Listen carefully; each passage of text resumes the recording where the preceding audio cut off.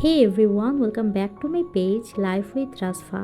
আশা করছি সবাই অনেক ভালো আছেন। আজকে পর্বে আমি আপনাদেরকে তৈরি করে দেখাবো বাচ্চাদের অনেক বেশি পছন্দের সফট অ্যান্ড ফ্লাফি ডোনাটের রেসিপি। তার জন্য প্রথমে একটি বোলের মধ্যে আমি কুসুম গরম দুধ নিয়েছি 1 কাপের মতো, অল্প একটু চিনি দিয়ে দিয়েছি, ইস্ট দিয়েছি 1 চামচের মতো, এটা রেস্টে রেখে দিয়েছি 10 মিনিটের জন্য। আর ভালো করে ইস্টটা অ্যাক্টিভ হয়ে যাওয়ার পরে একটি ডিম দিয়েছি, পরিমাণ মতো লবণ দিয়ে ময়দা দিয়েছি 1 থেকে 1.5 কাপের মতো। এখন ফুলে এটা ডাবল হয়ে গিয়েছে, দেখতেই পারছেন।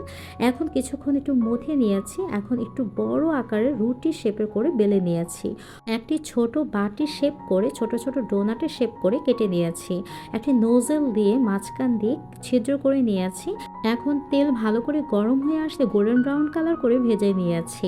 আর উপরে ডার্ক চকলেট দিয়ে উপরে সুগার বোল দিয়ে সার্ভ করেছি। আমার বাচ্চারা কিন্তু অনেক বেশি পছন্দ করেছে। আপনাদের কাছে এরকম লেগেছে?